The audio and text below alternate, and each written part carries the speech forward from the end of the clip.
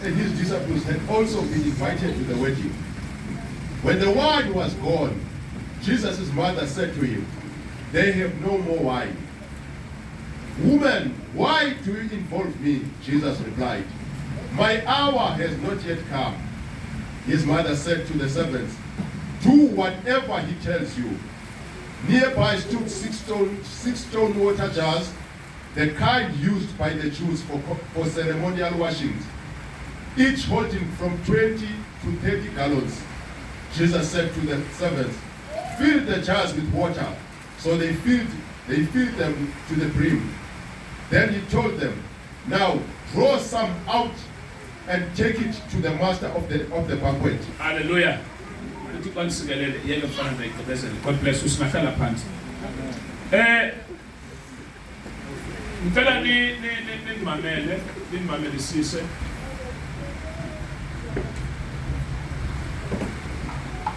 Akekho umuntu onoze afike akhule afikelele kwi-level yongamdinga uThixo.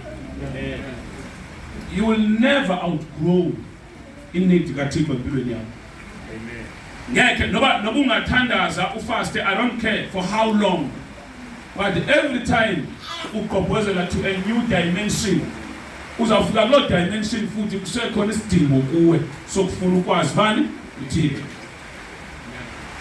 The Bible says there's a man, Paul, there's a man endiyaziyo akathi uba nguye eyathathwa yasiwa ezulwini lesithathu. Yathathwa yasiwa phi? Uthi xa efika khona waboniswa izinto ekungavumelekanga uba kubekho umuntu oziboniswayo. Webuya uPaul wacaba ento azibonileyo ziserious kakhulu, wafakwa uviko enyameni so that akwazi uba ne-control. Because in ministry especially, we calling, there are things that you tell, there are things that you don't tell, there are things that you die with. Hallelujah. Kukho izinto ezitshilwayo zitshilelwe wena, not for people. Ayizabantu zezakho. Kukho into ezithethwayo zezakho. But amaxesha amaninzi abantu bathatha izinto zabo basebantwini. Ithi iBhayibhile ungazithathi iperile zakho uziphose eziyakwini. Hleze zizinhle zisikwele. Kukho izinto uThixo azazitshila zezakho ekungafuneki bazaziwe na ifriend yakho. Xa itshili ungayi-understand, you go back to the revealer. Uthixo, I don't understand this. What is the meaning of this? What am I supposed to do? See, understand that? Eh? That's how you grow in ministry. That's how you grow in ministry. Last week or the other week, I when uThixo esebenzisa umuntu, uThixo, when you become a son, you become a uThixo cannot use you as a son. When you're a son, you need to pass a stage, say sonship, and become a servant. Because uThixo sebenza nge-servant. U-Eliya, when ufuneka edlulise igarment imantle ingubo yakhe, there were many sons of the prophets ezazikhona around, but none of those sons qualified, because bama kwinto ye-sonship. Yabe i-sonship i-dimension ekugqithwayo kuyo. Wagqitha u-Eliya wawukhangela u-Elisha. Xa fika u-Elisha, wafika u-Elisha elima, wamphosela ingubo, walandela u-Elisha. Xa landelayo u-Elisha uthi kuye, "Yilinde apha ndisabheke eGilgali, uThixo ndithuma khona." Wathi u-Elisha, "Ehleli nje uThixo wakho andiwudlala, ndiwushiyeka." Wahamba xa fika eJerikho wathi, "Hlala apha uThixo undithuma eJerikho." Nalapha kavuma kwavela ii-sons of the prophets. Zabuza uba, "Do you know that your master izawuthathwa kuwe namhlanje?" Uthi u-Elisha, "I know, shut up. Because kukho into endisemveni kwayo nendiyifunayo." Ii-sons of the prophets zaye zahlala zizi-sons of the prophets. But xa ukhangela u-Elisha ngenye imini kukho imfazwe, uJehoshaphat ekhomkhela mfazwe, kufunwa ubakho umprofethi nokhoyo eSamariya. Ithi iBhayibhile wavela xa phendula uJehoshaphat wathi kukhona u-Eliya umgaleli wamanzi ezandleni zika Eliya.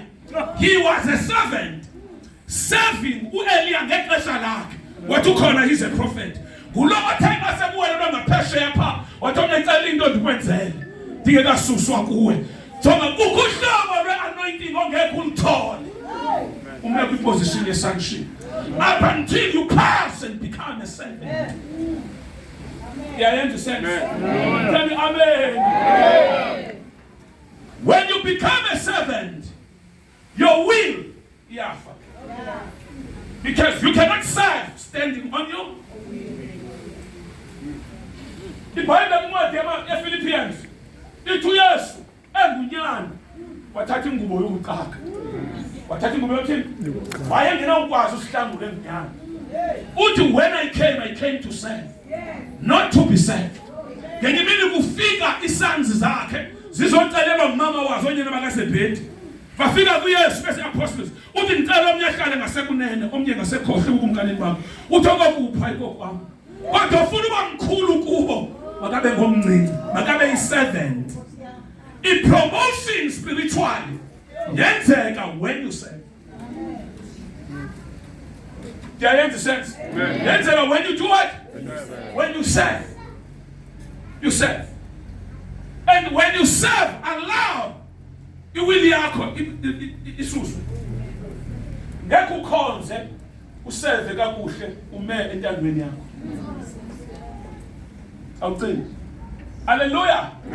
Hallelujah. Now uSatana, iBhayibheli apha isithemba there was a wedding in Cana. And iBhayibheli uYesu wayekhona, abafundi bakaYesu wayekhona, noMaria wayekhona. Now phakathi ke apha emtshatweni iBhayibheli kwaphela iwine. Hallelujah. Kwaphela ntoni? So sesibona uba kulo mtshato umtshato wawunewine. Emthethweni ntoni? So umtshato unotywala. Hallelujah. Emthethweni ntoni? Ile nto mosiwine ayifolish under soft drinks. Mhlawumbe ungayazi. Iwine khakubheke emasomaleni ngokuyothenga.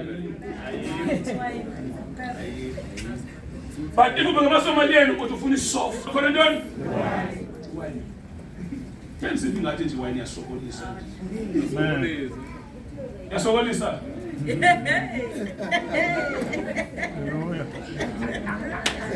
Penny wine, yathini wine? Amen. Yaphela wine kwaphakama uMaria. Ibandla limele lisikelelwe ngabantu abazawuphakama xa kuphela izinto. Amen. Limele ukuze ibandla lime libe strong. Kufuneka lisikelelwe ngabantu abakwazi ukubona izinto baziphelile. Bawugqiba bangathuli baphakame. Amen. Lonke ibandla lingenabantu baphakama xa kuphela izinto alina future. Sukuzela enkonzweni suba ngumzalwane ozofuna ummangaliso. Khulu ugqitha apho. Ufikele kwistage soba ngaba xa ufikile umbuzo uThixo, how do you want me to serve you? Funa ndikhonze njani? And how can I become an asset endlini yakho? Ngoba iwine ayizungapheli. Iwine ayizungathini? Iyawulokhu ikhona shortage in the house of God. Yaphela iwine. Xa kuphela iwine ya umtshato waqala ubhora kancane. Uqala uthini? Ya ubhora. So ndifuna uyitsho ke lento iwine represents umoya ingcwele. Siyaunderstandana? Now ibandla xa ngabe umoya ingcwele ushota ibandla liyashake. Yathi ibandla? Liyashake ibandla becomes dry. Kudingeka abantu abanengubo kaMaria. Bazawuphakama, bayibona bajonga ikhona into ephelileyo. Khona into etheni? Akuphutyekekwa kukho into eziphelileyo. And then those better into as major. Kukho izinto jonga wasithatha wazikhupha kwi-salvation ayikho i-salvation. You take out the Holy Spirit, there's no church. You take out prayer, there's no church. You take out the word, there's no church. You take out the worship, there's no church. Kukho izinto ezenza inkonzo ibe inkonzo. uKristu ezenza umzalwane abe ngeke ube ngumzalwane ngaphandle kwezwi, ngeke ube ngumzalwane ngaphandle kaMoya Ingcwele, ngeke ube ngumzalwane ngaphandle kweprayer. uKristu into esikwenzayo. So iBhayibheli ithi kwaphela iwayini. Ekupheleni kwewayini uMaria waphakama, uMaria wathini? Akakwazi uhlala kukho into eziphelileyo. Ever since wafika yapha enkonzweni wena awukebona bakho into ezishotayo.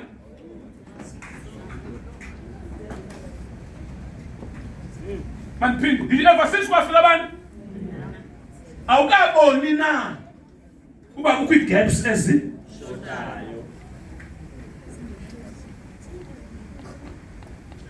When uAdam esemyezweni enziwe nguThixo ephila yedwa, uThixo wavuka wamjonga ngenye imini wathi it is not good for a man to be alone, because wabona igaps. Wabona ntoni? It is not good. Akathanga it is not right. It is not.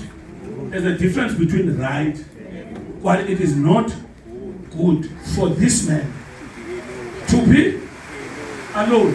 And uThixo wathi mandiyivale le gap, mandithi le gap ingekandixaki. Enkonzweni kukho igaps ekufuneka zivaliwe zingekaxaki.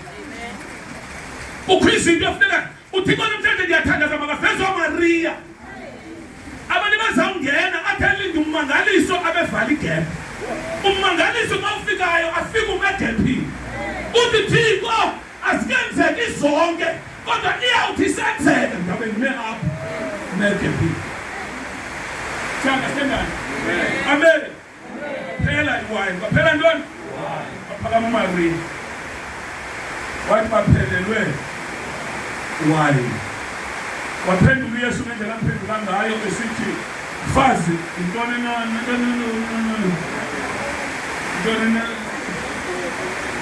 nawe." Wakathandaza uThixo wafumana response kanye negative. Response was you have prayed, you have fasted, wazila wathini, but in response awujonga man, hayi man, uThixo akhona nje imrobhe kuyo wamphaka uMaria, but jonga uThixo ufuna abantu abangazi ukuphoxakala. Bantu bangazi uthini? Mandiyiphinde man le nto le mandiyiphinde. Kukho abantu abakhonza uThixo bephoxakele. Ngoba impendulo aye wayifumana emveni kweseving yakhe khange ibe yiyo la ilindeleyo. uMaria has served God. Uyafambile naye. Ebiyabalo entimi njengomuntu abalulekileyo. Kodwa this day uyabuza omnye intoni na wena? Ufundifaka. Wena otho endibonga wena olijonga masingaqhelani. Wena phambi Yesu. Phambi bani? Phambi Yesu. uMaria uthi boba disappointed. Waphoxa pulpitini uMaria wapheke befundile wathi okay ningayihoyi. Ningayithini? Ningayingeni. Yonke into athi yenzeni? Ngoba noma sephoxile uzayikhupha instruction. Noma sedisappointile uzayikhupha instruction. And le instruction kuzawufuneka uyenzile. Yabona yena lisense. Amen kakhulu. Noma sephoxile. Batheni ukuthandazila kayenza lonto emveni kokukhupha instruction. Athi ndifuna uhlala nawe endaweni ethile ngisitho ethile. Wena usame kulantu ba iqumbile. Wenze njani? Wake wana ifeeling yokuqumbela uThixo. Somehow uThixo umqumbele. Noma uyathetha ufuna nova. Ukile biyovalileyo kuzo. Ukhona nje kokuyakona ba jonga. Umqumbele uThixo. And ndiyayiva yonke lithethayo but nana uThixo umqumbele because uThixo ndicela into ethile kandinikanga. uThixo ndifuna into ethile kandinikanga. Ndisengxakini ethile apho uThixo awukhe ba-expect uba mandihambele phezulu kodwa impilo yam ayihlangenanga. Siya-understand? But uMaria, the spirit of Mary, waphakama kuleyo disappointment naloo mazwi negative towards yena wabhele ebafundini wajongana. Sometimes ibandla liza kulinda uphoxakele. Lilinde instruction kuyo. Kwi-serving ulindelwe uvele noba sowuqhubekile. awuservi ngenxa kumnandi. Yi-obligation. Whether you're happy or not, when you are serving God or you are serving the church, put your emotions aside. Amen. Because if we serving God, we call it emotions because I will limala. Uzaba nemini uqhube into esingayaziyo besingayingeniyo. Sibe sifune emayikhini. Amabhongo lawa kwasiwangeli banamhlanje emayikhini ufaka umuntu ingoma ethile awayicula siyazi loo nto leyo. Silinde uva omkhaya ngibela lo mnike ngiyasta so spiritual. Hallelujah. Yes, hallelujah. Now this must jump kwenza ka Yesu ke mu. Eventually Yesu waphakama. Yesu wathi waphakama wabuza amanzi ninawo. Amanzi ni? Ninawo khona amanzi. Uyesu uzawusebenza ngokuthemba. Uyesu uzawuthini ngoku? Uzawusebenza. Hallelujah. But kukho izinto uYesu. Esipha. Waphindele mayikho uYesu ngathi kanini. Yayivela brain. Kukho izinto uYesu uready for usebenza uYesu uyaphakama. But uYesu ngokuphakama uyajonga. Afumane sibajonga apha ananto osebenza. Ananto thini? Yafuna usebenza but akho nto yosebenzela. Abuze uYesu amanzi ninawo na amanzi nje. Amen.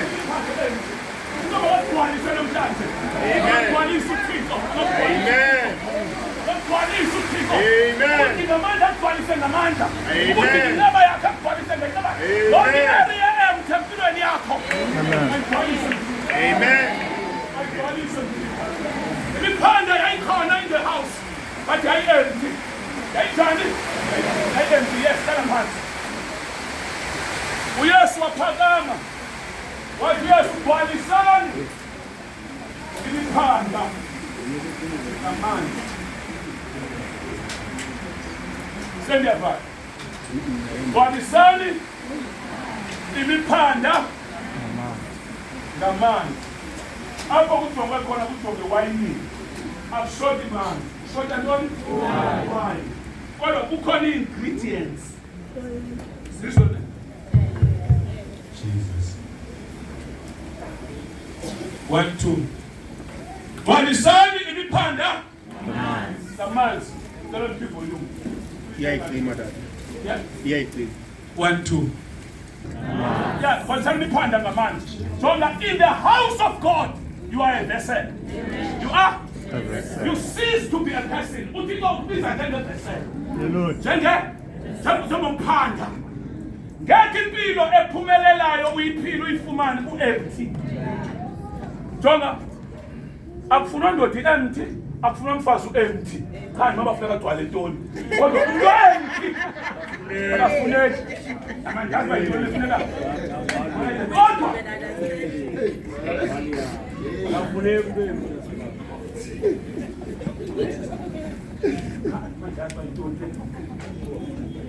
Kodwa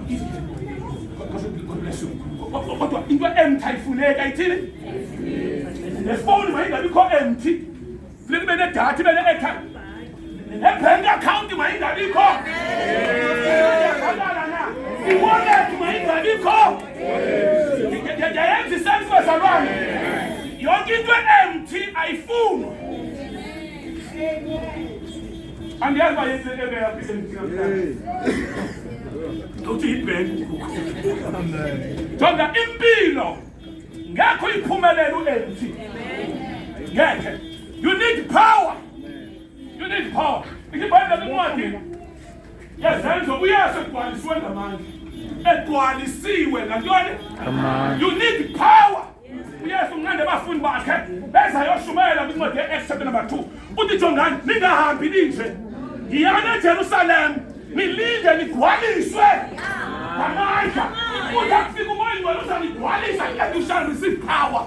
Because ngeke ufumane ipower empty. Kukho izinto afuneka ugcwelwe zizo to attract the power. Amen. That sense. Amen. So when you are a vessel, zijonge what kind? Don't want to go umphanda olulo. Olu. Ngabe umphanda obhorayo. Xa waligcwalisana ngamanzi. Na mama xa ndibheka ekuvaleni, uvala le nto ithiwa ithethayo. Nakweyiphi miracle? Nakweyiphi miracle umangaliso oza kwenziwa for wena. Okanye uThixo uzawuphefumula umangaliso. Amen. Kukho into ekufuneka iphume kuyo for ukwenza umangaliso wenzeka. Ndayiphinda. And lena izawufuna uba ndiyicacise siyevana ne? Because uninzi ungayitolika rongo. Ngabe uninzi ukuyitolika rongo. Siyaunderstandane? Kukho imangaliso engekhe yenzeke endaweni yommangaliso. Amen. Ngenxa yoba wena kwicala lakho uze ungayiphethanga into umele uba uyiphethe. Mandiqale ngolu hlobo. uYesu ukowabo engowaphi uYesu? Oninjalo yena nongasizwa wengowaphi. uYesu Nazareth. Nazareth. Siyevana ne? Bathaba ibandla Nazareth.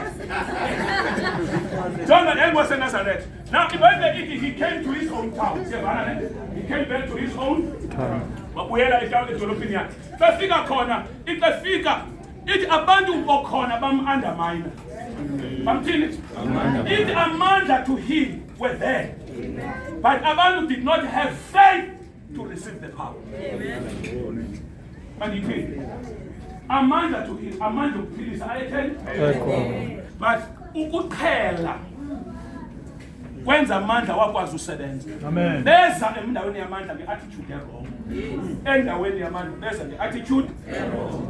Kwafelisha abantu. Ngoba nabafelishayo. Ngoba sine tendency yokucinga uba uThixo uyasidinga. Kanti sithe badinga uThixo ngaphezu koba yena wakwayibona into oshaqela uphakamela umuntu omdingayo. Amen. Usiva uyivayo into ingayaziyo. Uqasa uthe qelele uboma Thixo la muntu siyapha ndimdinga. So wafika uYesu etempileni phethe amandla okuphila. Kodwa kwamkho umuntu uphila.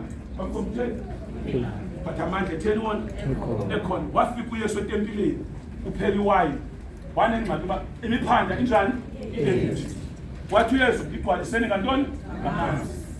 Kukho indima okufuneka uyidlalile. Uyidlale futhi uyigqibe. Wawugqiba uthi ngoku Nkosi ndiyekele kuwe. Amen. Nkosi ndiyekele. Awukwazi ukuyekela kuye indima omele uyenza ungayenzanga. Wathi uYesu gcwalisana imiphanda. And uMaria wabawonisha before ba yonke into wathi yenze ithini? Siyenze. Siyana. Now, we are not only talking about izinto ezibonakalayo. When you come before God, usenongabi nayo amanzi, ungabi nanto, but your faith, your faith is needed. Then intombi enethombo legazi, isiza kuYesu. Yafika isithi uba ndithe, ayithi kuba uthe, ithi yona ukuba ithe. Yachukumisa umqukumbelo izawuphila. Ngamanye amagama, this lady into amele uyiphathe uyiphethe. Faith yakho uyiphethe. And uYesu wathi ukuchukunyiswa amandla aphuma wabuza ngubani umchukumisileyo. Siyaunderstandane? You don't come to the house of God to empty. Come with expectation. Come ugcwele ukholo. Come expecting uThixo uba uzawusebenza uThixo. Ngiyahalela ukwazi uba xa uphuma endlini usendlini kaThixo yethu attitude oyinxibayo. Uzikhangela zonke into zonke ayini uthini. Uzinxiba emzimbeni o-empty. Uqonda uyaya nje into yaziyo uba ithomo endiyifuna. Akhona wrong ithomo izawukhola. Okay. Emveni koba ukholile. Awunayo into ethi namhlanje it's my day. Awunayo into otshoyo xa uzawuphuma endlini namhlanje I can feel it. Ukuthi into eyenzeke enkonzweni ndiyinxalenye yayo. Uthi uzawusebenza. Xa kuthi usebenzile that person iyawindini. Awunayo into otshoyo come into church expecting.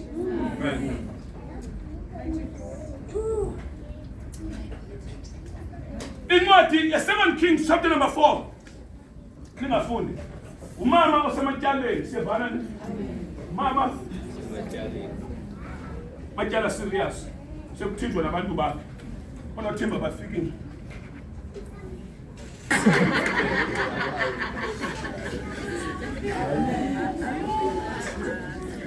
I'm so sorry. 2 Kings chapter number 4. Ufika lo mama usematyaleni. Uphi? Usematyaleni. Funa uyijonge. uThixo akakhathali ukuba ngaba udeep kangakanani engxakini. Into angayicompromise yi-principle.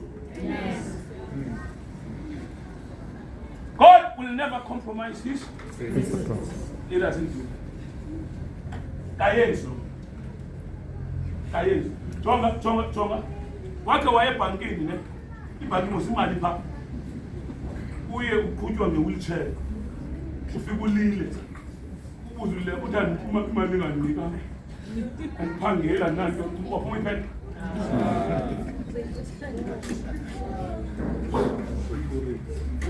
What is it? Because principles. Zezokwenza ungabikho weak. Amen. Ungabikho. Into bangube weak ebantwini is because awuna principle. Hallelujah. Have principles. Have principles. Wonke umuntu ongenazo principles, that person becomes weak. Have principles. Have principles. Uqathane. Into umuntu one-principles ne seke hamba phaa esitratweni hamba ngeenyawo awunosondela nabantu uyambona nje hamba lo unantoni ongenazo umbone hamba phaa have principles. Yavakala ne? Have what? Principles. Umuntu one-principles une-order. Une-order. Une-order. Because the principles siba luthambo. Siyabiya. Siyathini? Ya siyabiya. Siyabiya. Ngeke jonga naxa uza-approacha umuntu one-principles awumtsibeli uyacinga. Uyacinga that am-approacha njani. Ingaphela 10 minutes ufuna umfonela. Udubona abakhe ndime mhlawumbe kanti sa li-right lokho cha akune-principles. Umfonela manje. Hello. Ayibonge. Amen. Good morning, good afternoon, good morning before afternoon. Uhlale uplana ujikeleze uplana umntu uba uzamvela uvalwe intoni kulam kongenazo principles thatha ifoni ayibokuthenga bangasibani ifoni. Have principles. Have principles. I-principles zenza kubekho i-order. Kubekho ntoni? Yeah, kubekho i-order. Kubekho i-order. Ndandixokola no-Prophet Musa utata uBoateng ngelo xesha. Uthi wafika kwi-first day. Ukhona i-ofisi nakambonanga wena wathumela ne-protocol. Wayefonela eSouth Africa. Befika ngala mini yokuqala wahlala waphindwa kwele hotel engambonanga wabuya kusuku lesibili waphindwa wahlala waphindwa kwele hotel ethe usuku lesithathu basele ncama eqondo ehango ngiyahamba bavela bavela akuziye nakuzivi yathi benzosabela uba ingxaki yakho bakwacela ingxaki ku-PA waphinda ya-PA yahamba yobuya after 2 days. Yo. Sema ulikuwa njena kanjani uzivela. Bafeli sithatha phela ne. But jonga ne.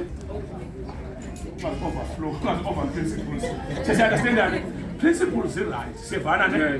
But the principles zakho again must be an order. Amen. Must be an must be an order. Must be an order. Noba ke mhlawumbe nazo principles oba ungabonwa lula kodwa masingade xa sibasathi xa siyofika kuThixo singafiki kuwe. Uboma hayi noThixo ngisendifikile kodwa kuwe. Abe ndabonana naye. Sisi understand but principles. Ngoba ngeke impilo uyiphile without intoni? No, uzaba weak. Uzaba weak. Uzaba weak. Hallelujah. Amen. Uzaba weak. Mandingayingeni le because personal. Now mamela. Lo mama usematyaleni. Uthi ndithinjelwe abantwana. Uthi umprofeti okay it's fine yasevistoli. Sawukwazi ukunceda but ke ngoku iprinciple ithi mandikubuze uba unantoni endlini. Intoni onayo. Ngamanye amagama iprinciple ithi asizukwazi usebenza. Ungekho contribution kwicala. Uthomnye ndine oil. Uthomnye good no unamanzi. But as long yes, I don't understand it now. Ngoba ubunama but as the principle ithi kufuneka kube khona into onayo. Wathomnye then now go back home. Sizawusebenza ngalanto zange kude kuthiwe zisa lo oil akwathiwa hamba yendlini uboleka ama-empty komesa uboleka ama-empty abe maninzi kodwa abe maninzi abe mangakanani abe maninzi siyandasethandane na kufuneka ngoku lo mama emthembile lo tata but into esine yobana into jonga uyabona uMatshaya ndingamnika i-10,000 siyavana ne Amen. ibe ninzi kuye ompi 10,000 minganani ibe ninzi kuye ininzi 10,000 uyinika usikho ibe ngathi usikho umnika i-10 i-excitement zinga because into eninzi kuMatshaya ayikho ninzi kubani usikho now lo mama xa kuthiwa ama-empty abe maninzi ngenxa ye-level ye-poverty unothatha ama-empty amahlanu ngoba kwale nto ezakwenziwa ngayithembi kakuhle nayo kanti uzilimithile kwi-miracle eyawuphinda ithatha iminyaka ukuthi iphinde yenzeke because khange in the process avuma i-capacity yakhe stretch ngoku uyahamba nomama uboleka ama-empty uyaboleka aye endodeni kaThixo abuze uba thina livale emnyango gale oil ithi inkosi ayizukuphela begalelayo igalelayo aphela ama-empty kanti mo wathi unyana aphelile but i-oil isathini yona and ndiqinisekile uba kwakhona mbhadla ngela xesha bendithe ndingayi kwamabali bendithe ndingawufuna noba yi-15 litre 15 tonto and laa nto ngela xesha ayisakwazi uphinde ungathi ngexesha lommangaliso ufuna nothi ungekho ready uthi bumele bufumana into engako ufumana into engakanani so the principle now thina we tend to confuse ixesha lokwenziwa kwethu sicinga sineglekile kanti uThixo is preparing wena ukuthi ngosuku ufumane i-breakthrough ufumane isidudla sakhe Amen.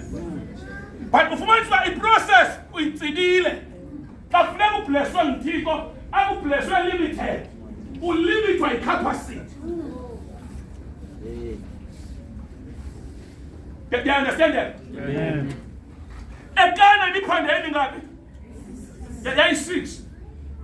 Ukuba phaka umuntu spiritual, ngewayethe xa ezokusebenza lo Yesu basengeze imphande.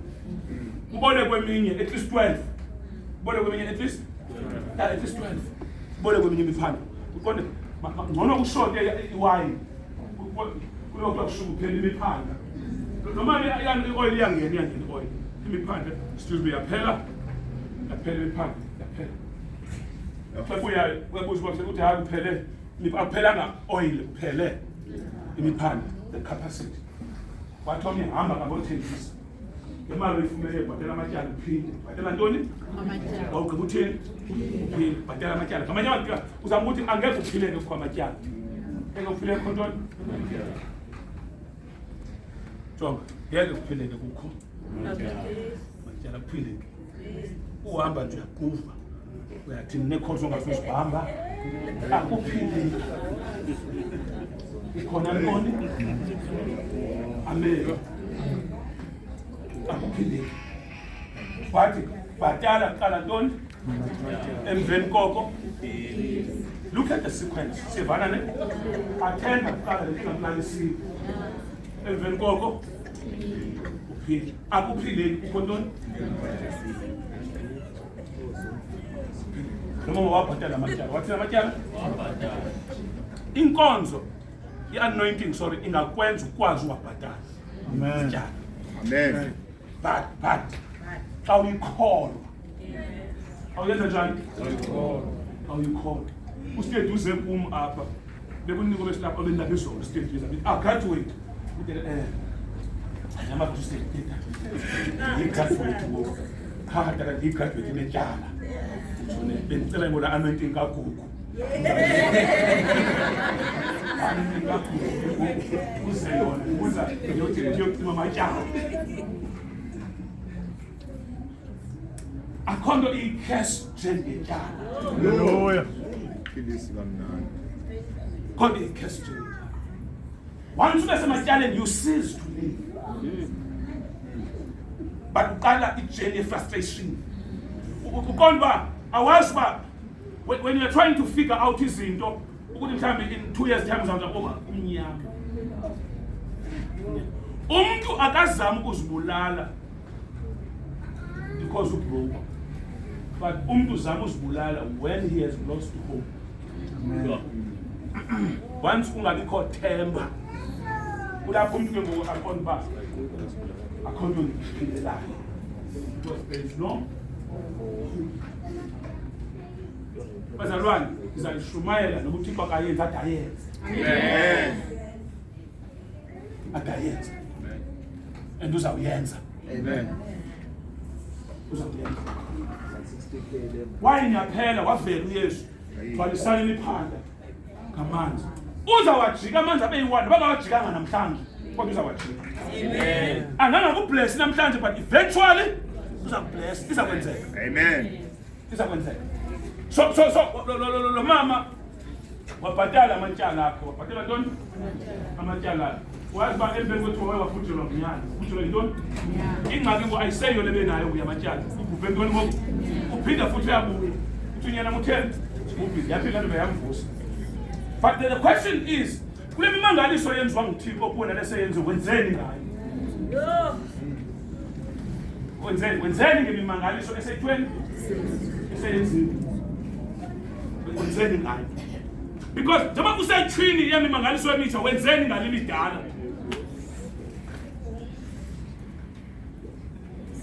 Yayiphi impact empilweni yakho ebenayo ukhe wakhuthala wathi bona ndiyazinikela kuThixo ngenxa yokuthi uThixo wenze kuwe iba i-businesses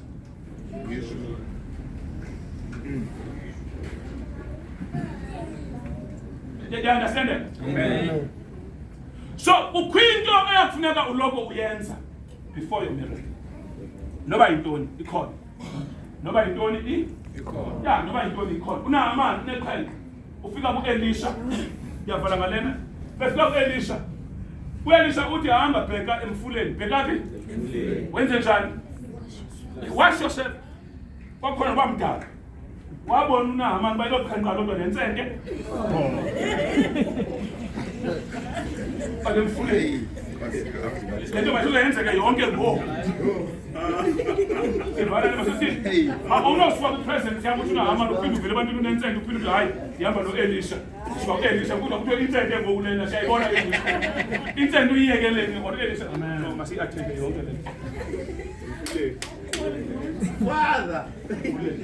siyandastandana mamela ke xa ndivalayo uthi u-Elisha kajikayo so unahamani bendiba umprofeti uza ndi-athenda ngolu hlobo ujika ephoxakele because iprocedure okanye imethod esetyenzisiweyo ayiyo le yena sukuza kuThixo unendlela ofuna uathendwa ngayo.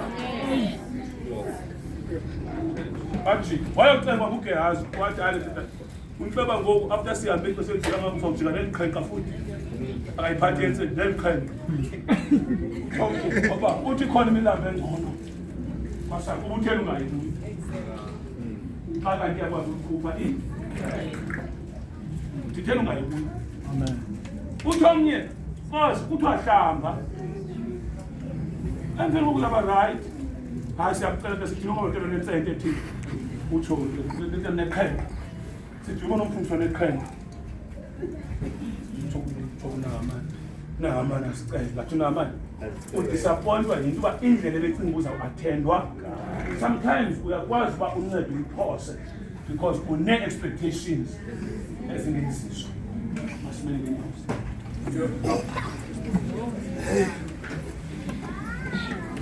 Awukazi uphoxakale kwi-interviews uthi uye uready wakhambe lolubusuku bonke upreparisha. Xa ufikayo uthi wena uthi okubhala igama lakho manje kusiphamandla sikhethe uhlala apha endaweni ethile tontoni uthi okay shiya igama lakho sakufonela kodwa hayi ndiyiva ke ngoku le into ngokuya emnyango uniqonda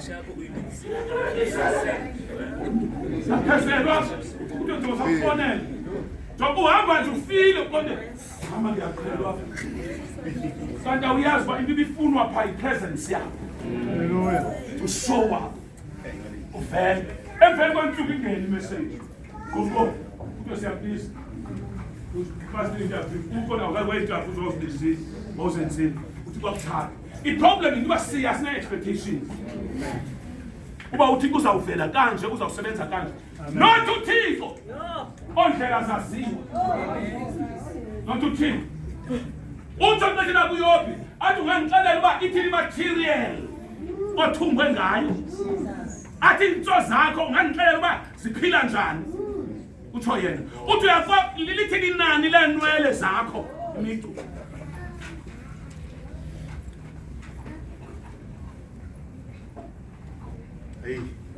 uthixo namhlanje unommangaliso zakwenzela usenongabi nanto but your faith. Bring your faith. Bring your faith. Yeah, your faith. Themba uthixo. Themba uthixo. Themba uthixo. Wonke umuntu xa kubhaptizwa ngokuza umuntu omtsha. Yeah, izamfana. Xa kubhaptizwayo. Ndandibhaptizwa Mthatha. I'm 32 years, 33 years. So now. Ngijongela uTata. Usikalanyana. Kodwa akhona umuntu ozamncedisa.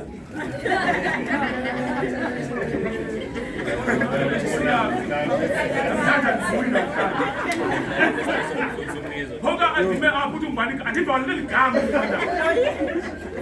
Uba ndiphongile. Ngathi andikwazi nodada.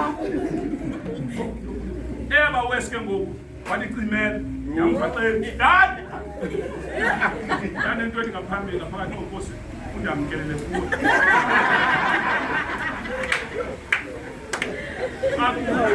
yabona le ngifike ngokuba yena uye wonyela ungaphazamiseki ineva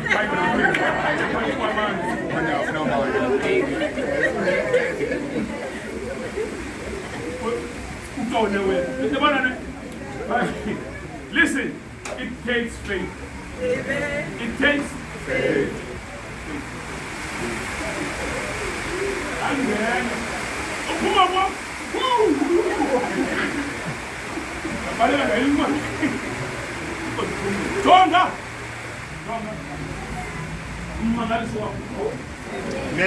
but it takes faith. Faith kuthemba, kukholosa. Ungenzeki namhlanje kusekusela uthi I-trust God. And I believe him. Athi usathela izizathu zongamthemba. Themba uthixo. Asofuna umthemba kakuhle ujonge ukuthathephi. Uphilwe yintoni. Iminyaka engaka uphila waphumela ezintweni. Yamethemba waseKhalvari. Utho wena. Uthemba waseKhalvari. Yamethemba. Imoto uyifuna ukayifumana kodwa ngiyamethemba uzandinikeza in due time indlu ayifumana kodwa uthixo uzandinikeza futhi ubona ukuthi ndibona indlela ngithwele ngayo bona indlela ngithwele ngayo ungamnaki uthixo yakhiwe imiphanda kagcwala manje kodwa yikhawuse enjolini usebi injoli ke incutshe ezazithi ukhona bathi incutshe etywaleni haleluya Hey. Into ezithanda nje xa ithanda nje ngothi hayi lena iphunda sekujojeni uba oku emlonyeni uba uhlabula kanjani ngolwimi ayitsali haleluya uthi imali imutheke yaxa ifika kuyo yabuza uba niyithatha niyithatha wathi ekugqibeleni sinikeze the best. Hallelujah. Jonga umemezela kuwe le into ekugqibeleni xa imireni yakho ifika iyawubi the best. Amen. Uyawubhekiswa ngokulinda kwakho, ubhekiswa ngokusokola kwakho, ubhekiswa neenyembezi zakho. Athi uDavide, when you bless me, Lord, ungalibhesi uqalapho. Athi masibuye umva sijonge ukusokola kwami, sijonge ukukhala kwami. Oko athi bless me in proportion lexesha endisokole ngalo. Hallelujah. Uthixo uza kusikelela egameni lenkosi Yesu. Amen. Amen. Jonga xa iphinda kwesipito sesibini uyabuza unantoni onayo. Ntoni every time when you come to God, come with something. Come with something. Xa uhlele endlini sibuze namhlanje uthixo yintoni endiyisayo kuyo. Intoni into ayisayo mayiqhutywe sisidingo naso. Mayiqhutywe ntoni? Sisidingo naso. Ndisizande babe egameni likaJesu. Apho bekuvalwe khona. Yes, Lord. Sesiyavula ngoku. Amen. Ummangaliso waseKana kwakuphela iwayini wena wajika amanzi ayiwayini. Namhlanje Nkosi makubekho into ongayijika empilweni yomuntu wenze le ishotayo. Ngegama likaJesu shintsha ukholo lwabo kube zezinto basifunayo ngegama likaJesu. Baba ndiyathandaza ngolusuku Eskom asabotage embaneni ayibele usuku wena okuthi kanti ukhethile ulenze uba lukwazi ukuphawuleka ukuthi yaba lusuku ekwakunetha kubanda shumayela ngaphandle kwemike kodwa amandla kaThixo zanga sabotage. Amen. Ngegama likaJesu I command a miracle. Amen. I command a breakthrough. Amen. In the name of Jesus. Amen. The spirit of limitation. Siyazikhawula. Zonke indonga ebezivalile ukuthi ungaweli siyazikhawula. By force in the name of Jesus. Amen. You are free. Amen. Uzawuthatha la clip. Ngiyakuzamhlanje ntoni? Ayoyikhoma ku interpretation yayo because ngexesha ibisenzeka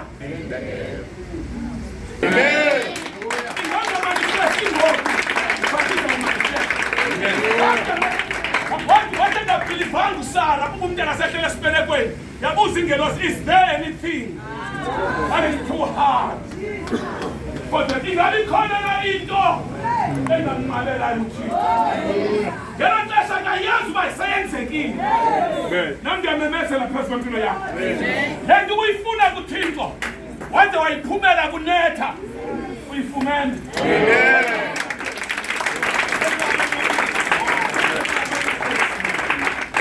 Father, in the name of Jesus sitwinela imimangaliso yakho, sitwinela ukwenza kwakho, sitwinela imisebenzi yakho egameni likaJesu waseNazaretha. Silele bandla, silele abantwana bakho ngegama likaJesu abangenamisebenzi kule veki abafumana imireko zemisebenzi.